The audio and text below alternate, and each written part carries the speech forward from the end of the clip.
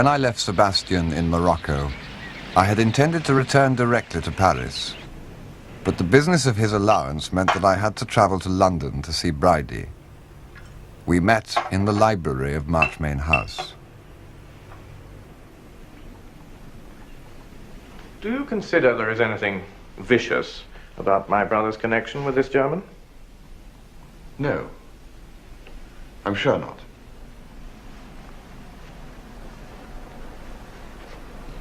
It's simply a case of two waifs coming together.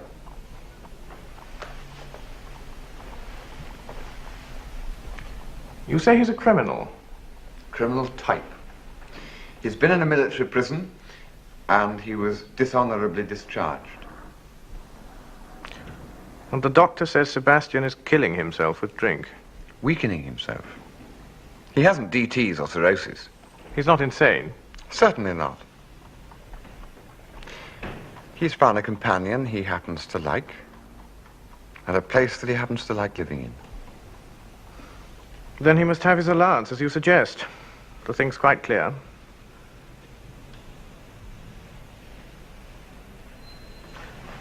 Would you like to paint this house? My father wants it done for a record, to be kept at Brideshead. One picture of the front, one of the back, from the park, one of the staircase, one of the large drawing room, 4 small oils. I don't know any painters. Julia says you specialize in architecture. Yes. I should like to very much. You know they're pulling it down. My father's selling it. They're going to put up a block of flats here. They're keeping the name. We can't stop them, apparently. What a very sad thing. Well, of course, I'm sorry. But do you think it good architecturally? One of the most beautiful houses I know. Can't see it. I've always thought it rather ugly. Perhaps your pictures will make me see it differently.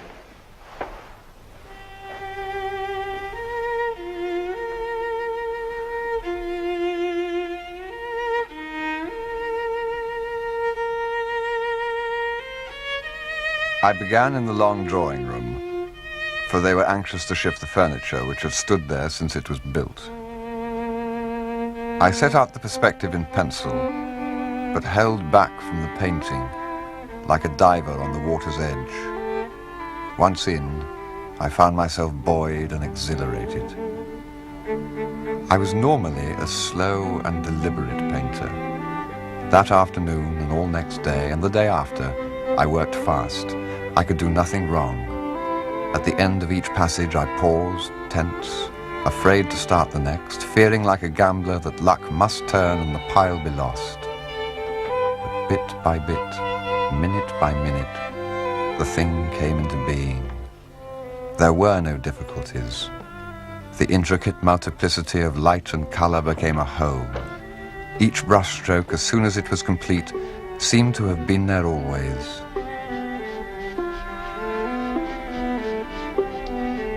May I stay here and watch? Yes.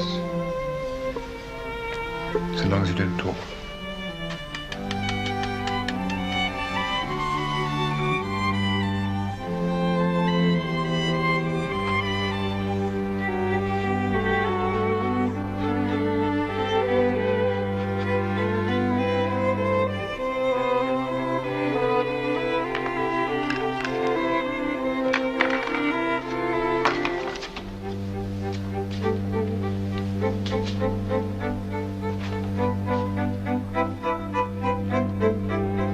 This was my first commission. I had to work against time, for the contractors were only waiting for the final signature to start their work of destruction.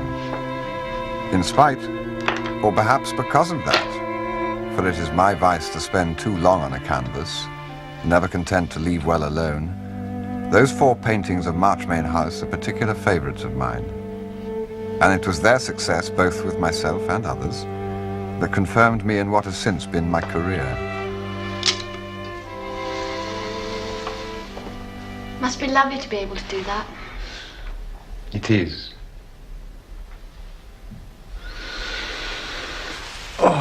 I'm tired. I bet you are. Is it finished? Practically. I shall have to go over it again in the morning. Do you know it's almost dinner time? There's no one here to cook anything now. I only came up today. I didn't realise how far the decay had gone.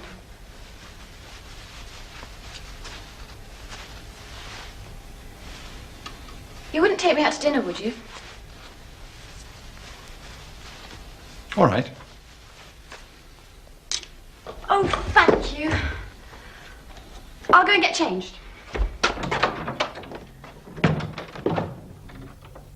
We let ourselves out by a side door and walked to the Ritz Grill. You've seen Sebastian? Yes, I have. He won't come home, even now. I didn't realize you understood so much. Well, I love him more than anyone.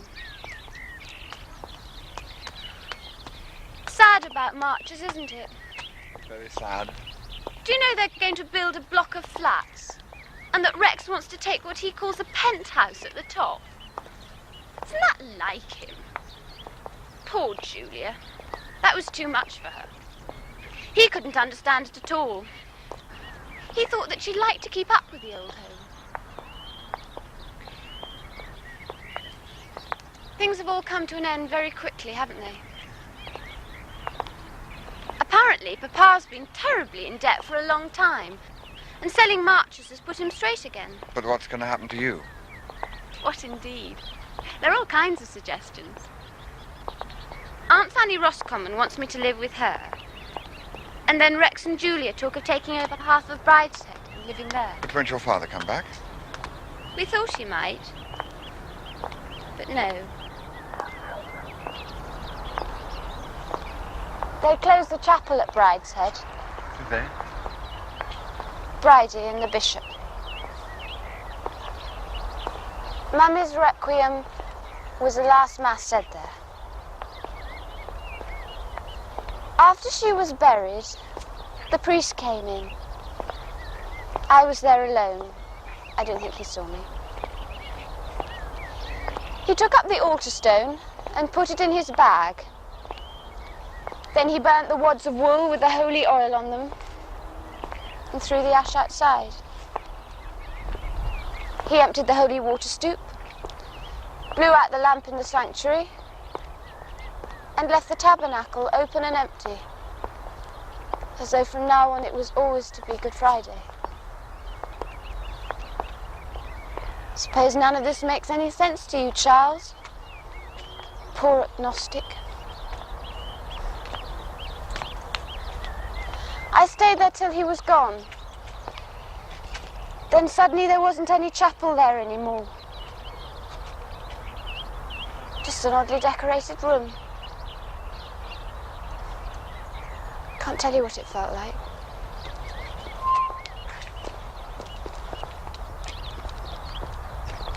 You've never been to Tenebrae, I suppose? No. Well, if you had, you would know how the Jews feel about their temple. Quomodo sedat sola cavitas. It's the most beautiful chant. You ought to go there once just to hear it. Are you still trying to convert me, Cordelia? No, that's all over too. Do you know what Papa said when he became a Catholic? Mummy told me once. He said, "You have brought back my family to the faith of their ancestors." Pompous, you know. Takes people in different ways. Anyhow, the family haven't been very constant, have they? There's him gone, Sebastian gone, Julia gone. But God won't make them go for long, you know. I wonder if you remember the story that Mummy read us the evening Sebastian first got drunk. I mean that bad evening. With Father Brown? Yes. He said something like, "I caught him, the thief, with an unseen hook and an invisible line, which is long enough to let him wander to the ends of the world and still bring him back with a twitch upon the thread."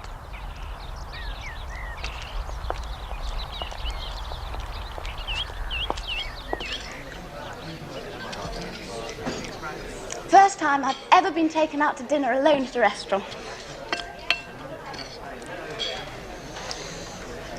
Do you know what Julia said when she heard about Marchmain being sold?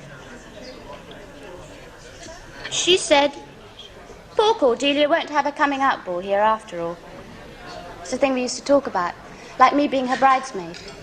That didn't come off either. When Julia had her ball, I was allowed down for an hour to sit in the corner with Aunt Fanny. And she said to me, in 6 years' time, you'll have all this.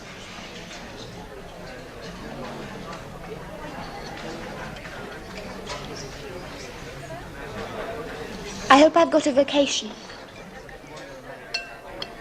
I don't know what that means. It means you can be a nun. If you haven't a vocation, it's no good, however much you want to be. And if you have a vocation, you can't get away from it, however much you hate it. Bridie thinks he has a vocation and hasn't. I used to think Sebastian had and hated it. But I don't know now.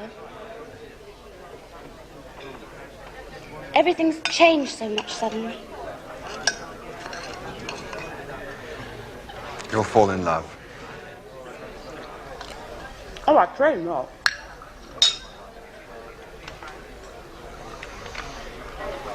I say, do you think I could have another one of those scrumptious meringues?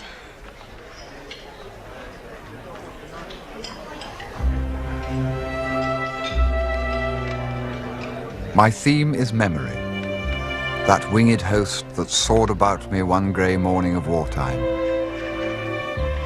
These memories, which are my life, for we possess nothing certainly except the past, were always with me. For nearly 10 dead years after that evening with Cordelia, I was borne along a road outwardly full of change and incident, but never during that time, except sometimes in my painting, did I come alive as I had been during the time of my friendship with Sebastian. I became an architectural painter. But as the years passed, I began to mourn the loss of something I had known in the drawing room of Marchmain House. The intensity and singleness and the belief that it was not all done by hand. In a word, the inspiration.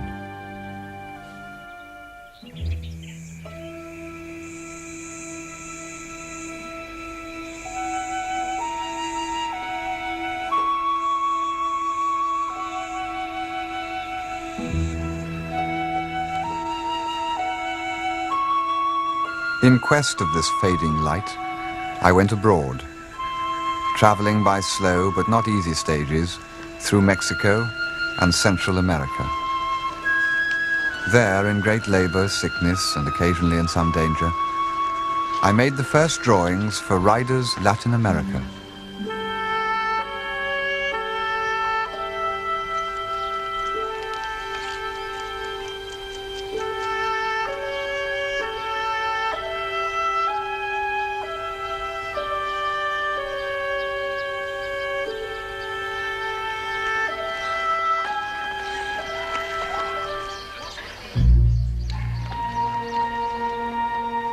I was in no great pains to keep in touch with England.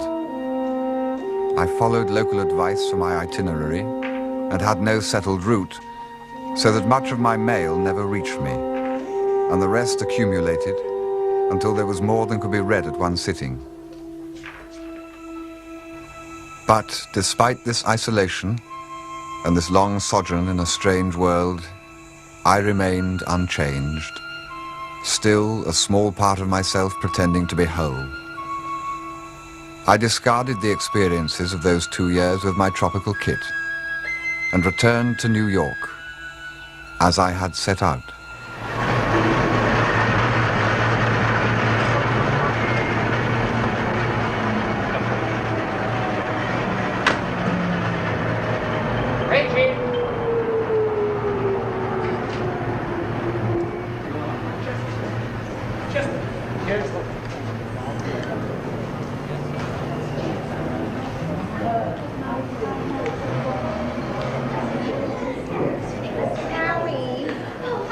I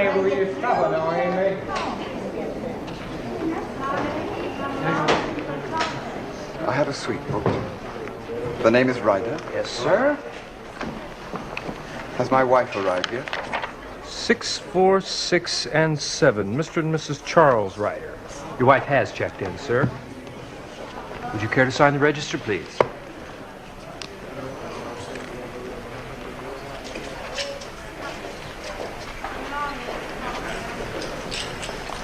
Your wife went out earlier, sir. She said to say that she'd be back after lunch. Thank you. 6, 4, 6, and 7. Thank you, sir. No, sir. Thank you.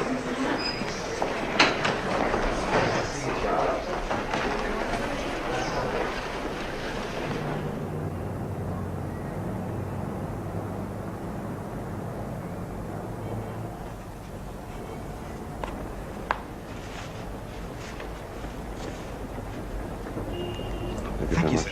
Good night. Good night.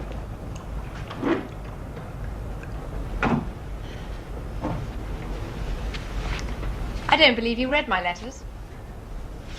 Well, some of them went astray. I remember distinctly your telling me that the daffodils in the orchard were a dream, and that the new nursery maid was a jewel. But frankly, I cannot remember you telling me that your new baby was called Caroline. Why did you call it that? After Charles, of course. Ah. I made Bertha Van Holt godmother. I thought she was safe for a good present. What do you think she gave? Bertha Van Holt is a well-known trap. What? A 15-shilling book token.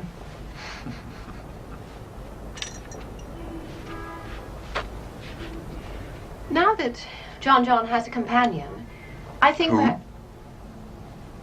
Your son, darling. You haven't forgotten him, too. Why'd you call him that? It's the name he invented for himself. Don't you think it's sweet? Now that John has a companion, I think we'd better not have any more for some time, don't you? Just as you like. John talks about you such a lot. He prays every night for your safe return.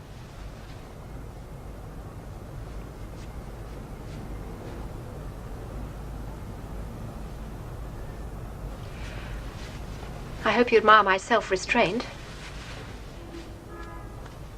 Restrained. By not asking any awkward questions.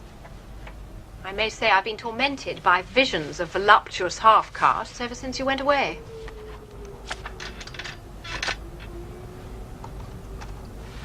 I determined not to ask.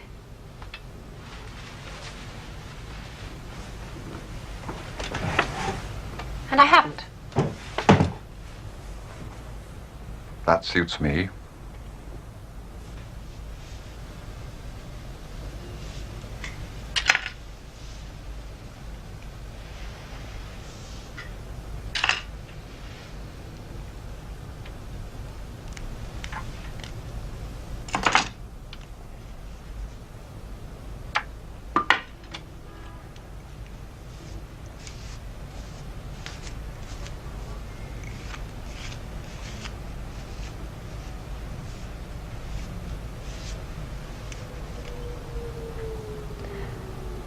Shall I put my face to bed? No. Not just yet.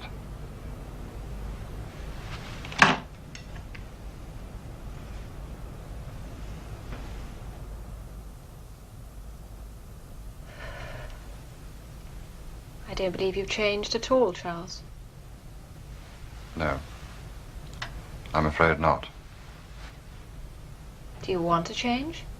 It's the only evidence of life.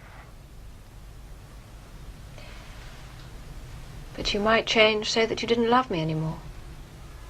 There is that risk. Charles? You haven't stopped loving me. You said yourself I hadn't changed. Well, I'm beginning to think you have. I haven't. No. No, I can see that.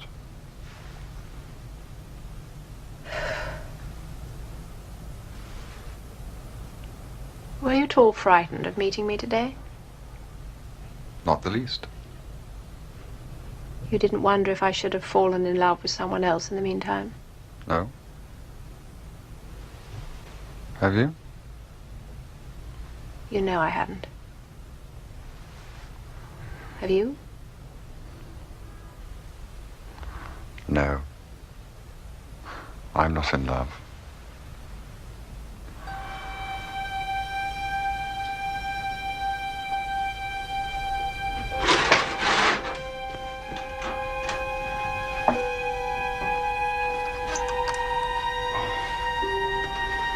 Bloody central heating.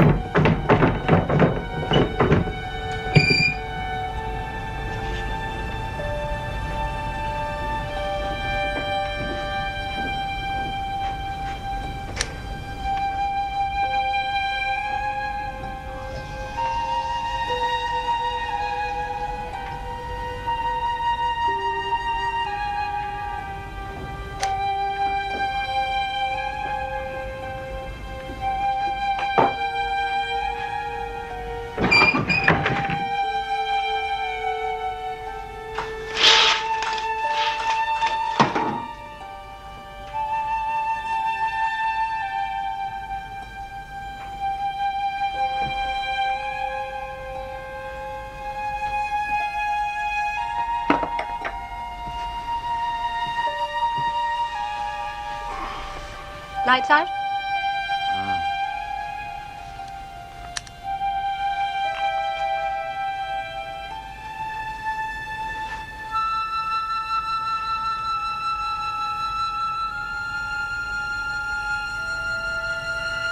The garden's come on a lot. Box hedges you planted grew 5 inches last year.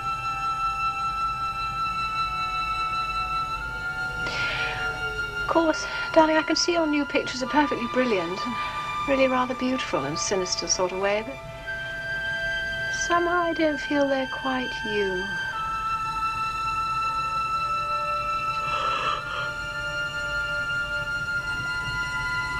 We've got a first-class cook at the moment.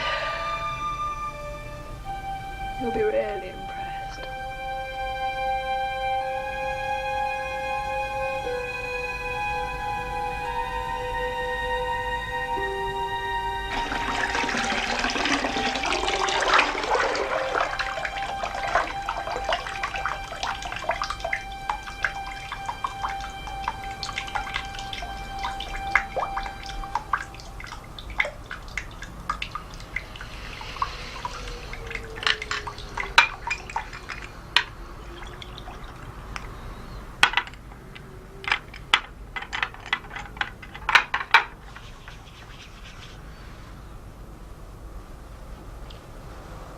Just like old times. I'm not worrying anymore, Charles. Good. I was so terribly afraid that 2 years might have made a difference. Now I know we can start again exactly where we left off. When? What? When we left off what?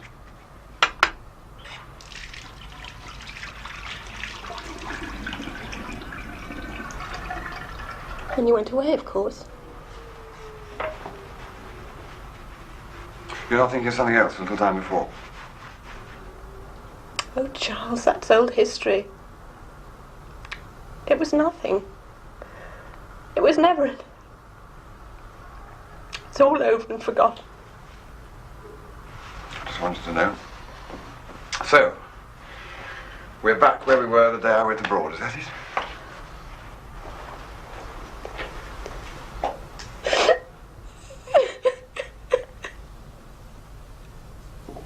So we started that day exactly where we left off 2 years before, with my wife in tears.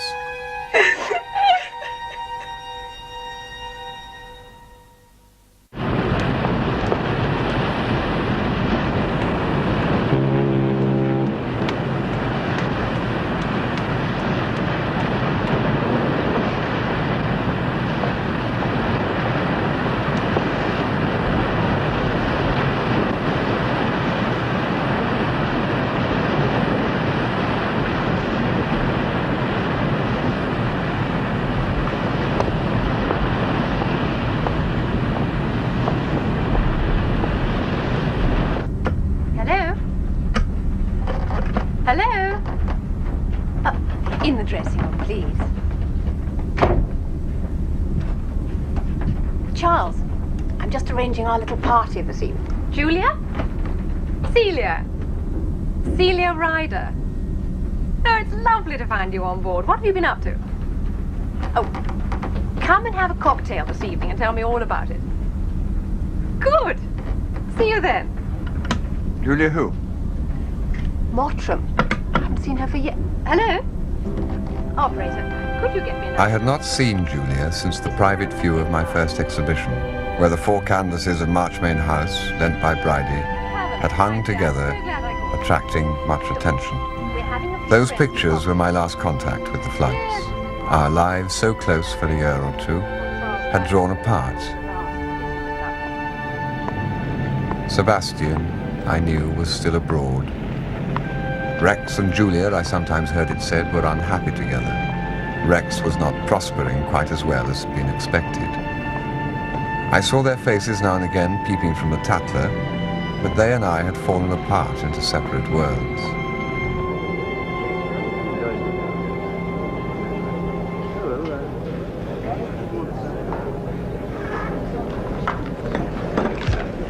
Can I get you anything, sir?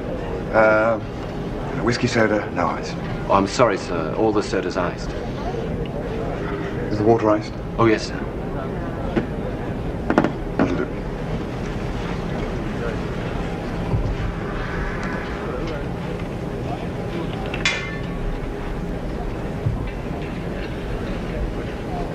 Charles.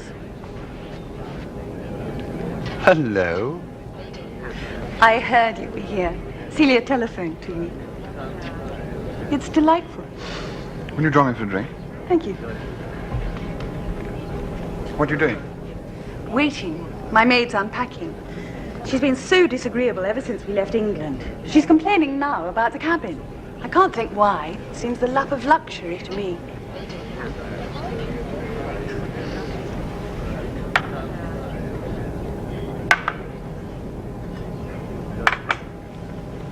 He brought 2 jugs, one of iced water, the other of boiling water. I mixed them to the right temperature. I'll remember that's how you take it, sir. Thank you. What can I get for you, madam? Oh, a hot chocolate. Very good, madam. I never see you now. I never see anyone I like. I can't think why. What have you been doing in America? Don't you know? I'll tell you about it sometime. I've been a mug. I thought I was in love with someone, but it didn't quite work out that way. What about you, Charles? What have you been up to? Oh, I've just been painting. Trying different styles. I'm just back from a trip. Where have you been? Mexico, Central America. Quite away from anywhere. I felt I needed a change of scene. I was getting stale. It sounds thrilling. I'm longing to see the pictures. Celia wanted me to unpack them and stick them around the cabin for her cocktail party, but I couldn't do that. No. Is Celia as pretty as ever? I always thought she had the most delicious looks of any girl in our year. She hasn't changed. You have, Charles. So lean and grim. Not at all the pretty boy Sebastian brought home with him. Harder, too. And you're softer. Yes, I think so. And more patient now. And sadder, too. Oh, yes, much sadder.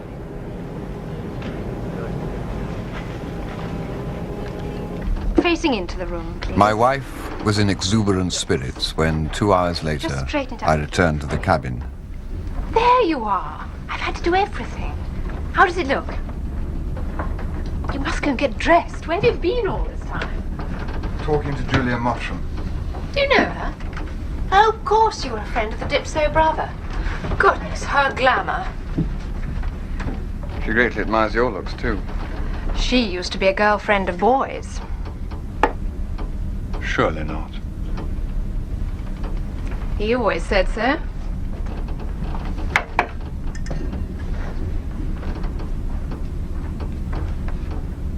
Have you considered how your guests are going to eat this caviar? I have. It's insoluble. I suppose there's always this. Oh, anyway, people always find ways of eating things at parties. Do you remember we once ate potted shrimps with a paper knife? Did we? Darling, it was the night you popped the question. As I remember it, you popped. Well, the night we got engaged. Well, you haven't said what you think about the arrangements. It's a cinema actor's dream. Cinema actors, that's what I want to talk about. Charles, I've been thinking. I do believe you're absolutely cut out to be a set designer for the cinema. I've invited 2 very important Americans, real Hollywood magnets. Do promise you'll be sensible and talk to them. Ah, here is Father Christmas. Oh, dear Lady Celia. Is everything all right, We ma'am? were just in raptures over your swan. If you put on your warmest clothes and come on an expedition with me to the cold storage, I could show you a whole Noah's Ark full of such objects. The toast for the caviar will be along shortly. They're keeping it hot. Toast? Do you hear that, Charles? Toast!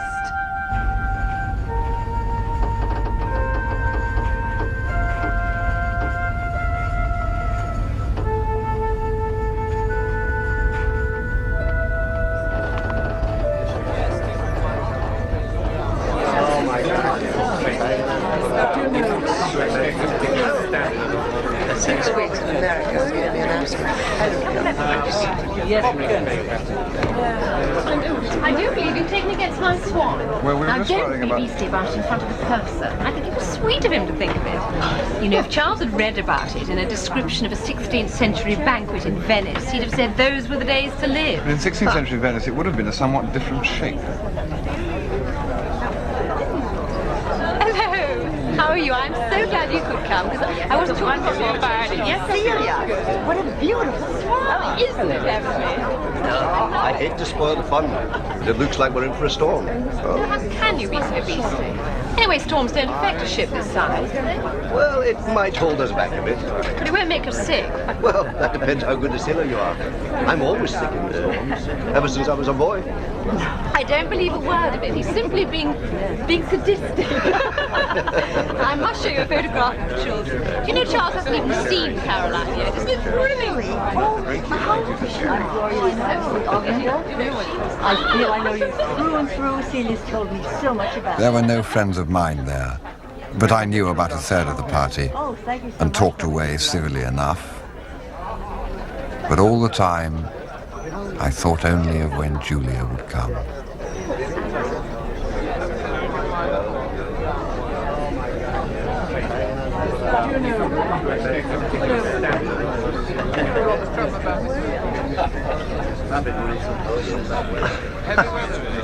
Been waiting to do that for a long time.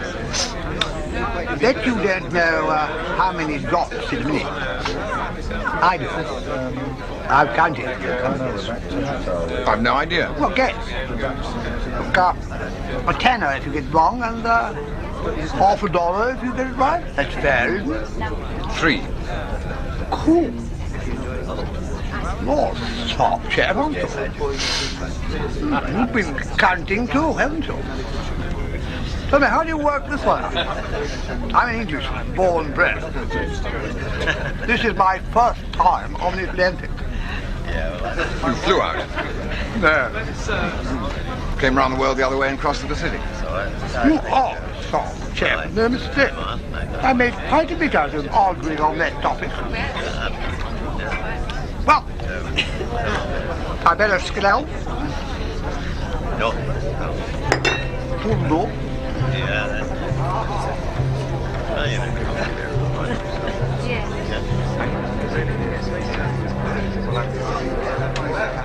Still, Julia did not come.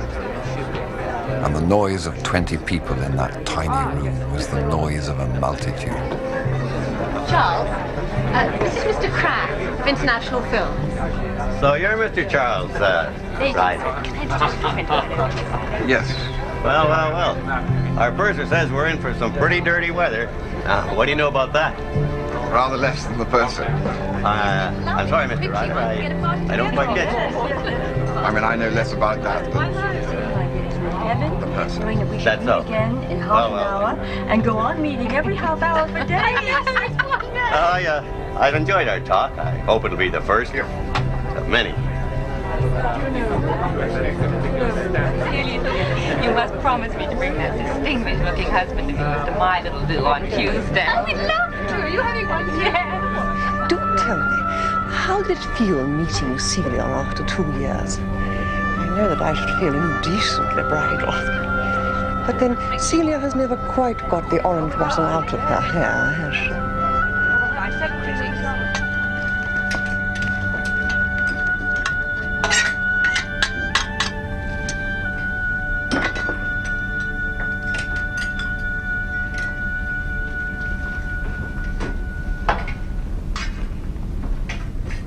Julia never came.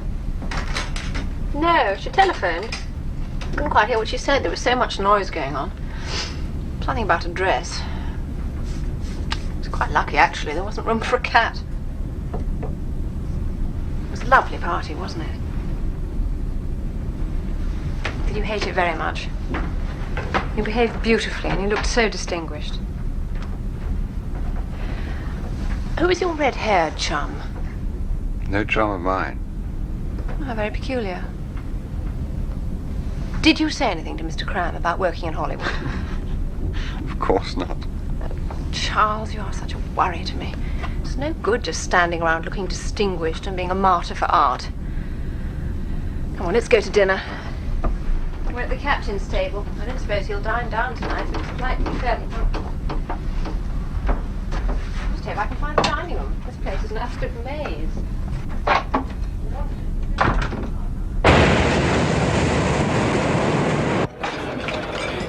We were a gruesome circle at dinner. Even my wife's high social spirit faltered. Wherever Celia is, you'll find she knows all the significant people. I'm miserable. My beastly maid totally disappeared with every frock I had. Ah, yes. I've made it my aim to reconcile the so-called communists. There's no fundamental diversity in their ideologies. It's a matter of personality, Mr. Ryder. And what personality is put asunder, personalities may unite. Of course. What I understood you to say, Lady Celia, that you were unacquainted with him. No, I meant he was like Captain Fowler. Ah, I begin to comprehend. He impersonated this friend of yours in order to come to your party. No, Captain Fowler was simply a comic character in an English paper. You know, like your Popeye. To recapitulate, an imposter came to your party, and you admitted him because of a fancied resemblance to a fictitious character in a cartoon. Yes, I suppose that was it, really. Not words. Do you not agree, Mr. Ryder? Yes. I mean, what are words? What indeed? My mind reeled. After the months of solitude, this was too much. I felt like Lear on the heath, like the Duchess of Malfi bayed by madmen. I summoned cataracts and hurricanes, and as if by conjury, the call was immediately answered.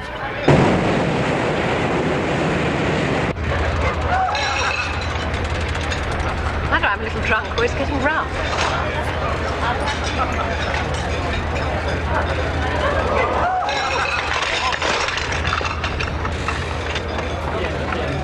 This is where I say good night to you all.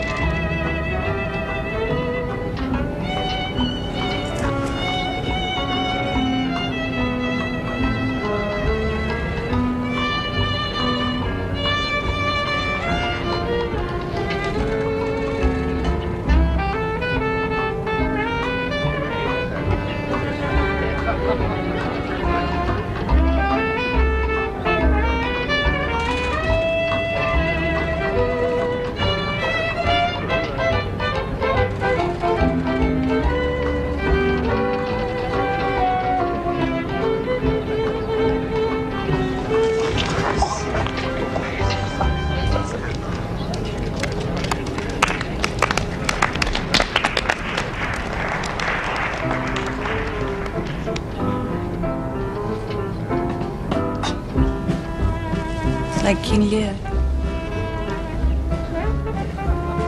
Only each of us is all three of them. What can you mean? Lear, Kent, Fool. Oh dear, it's like that agonizing foul enough conversation over again. Don't try and explain. I'm not sure that I could. Well, we've set a fine example of British phlegm, but I think I've taken all I can. This is making my head ache, and I'm tired anyway. I'm going to bed. Are you coming, Julia? Yes.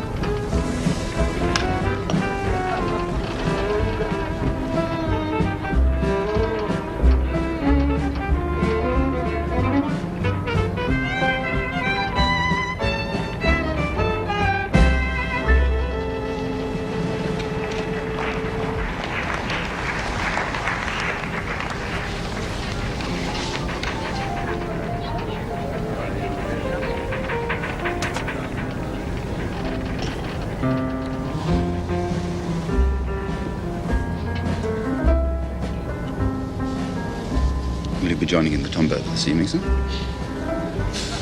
No. No, thank you. But if somebody could bring me some more brandy. Oh, no, certainly, sir. I'll get a steward for you.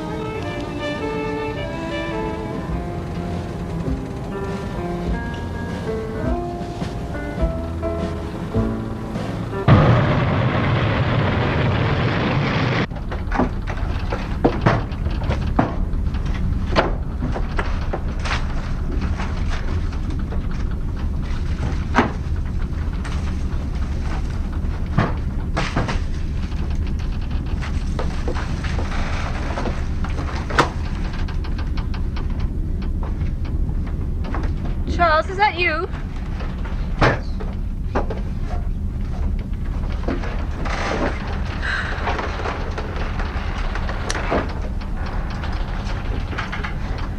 Oh. I feel terrible. I didn't know shit this size could pitch like this. Oh, can't you do something? Can't you get something from the doctor?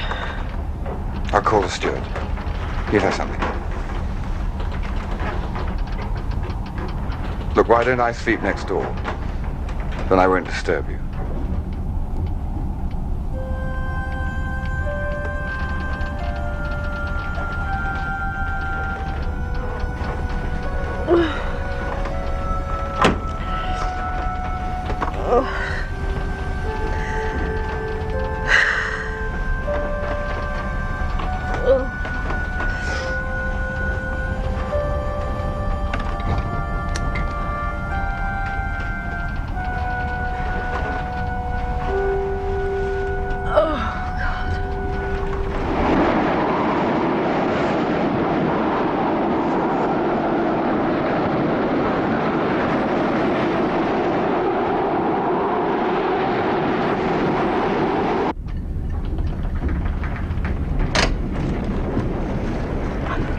Oh, excuse me, sir, but these have come for you and her ladyship. What would you like me to do with them, sir? Oh, over there, somewhere.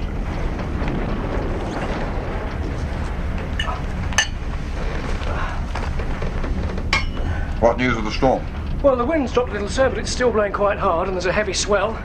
Nothing like a heavy swell for the enjoyment of the passengers. There weren't many breakfasts wanted this morning. Very true.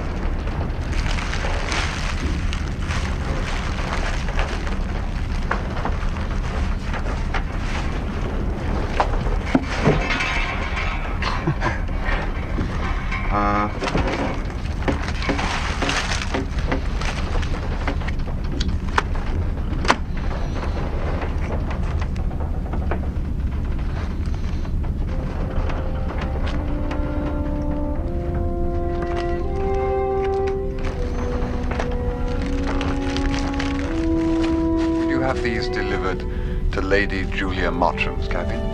Certainly, sir.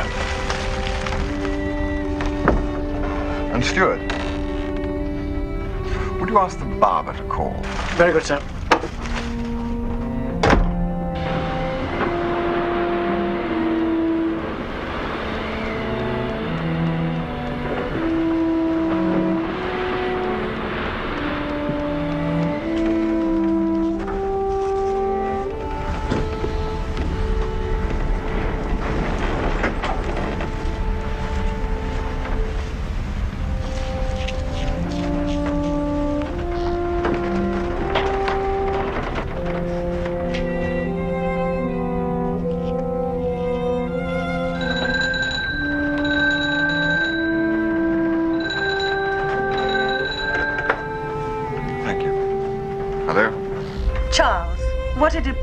horrible thing to do.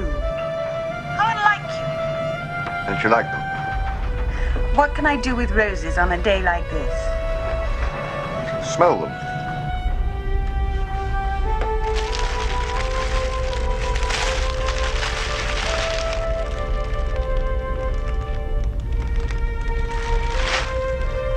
They've absolutely no smell at all.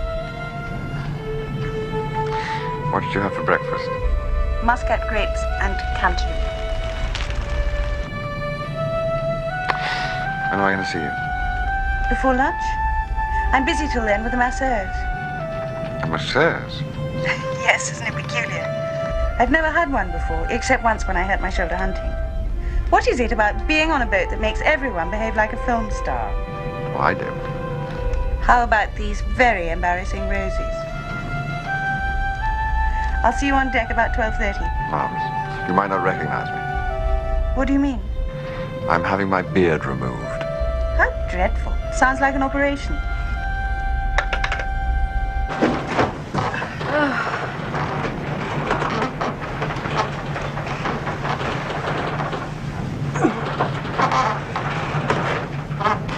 Can I come in?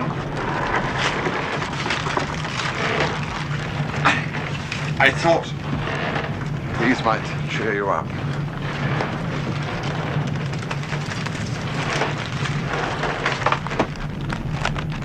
How sweet people are.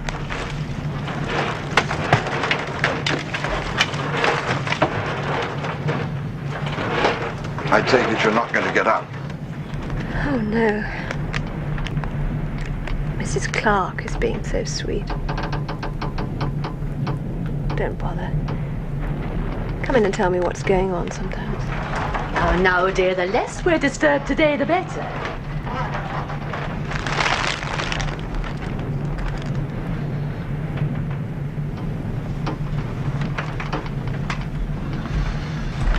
Charles? Your beard. Yes, I know. Oh, what a pity. I thought it looked so distinguished.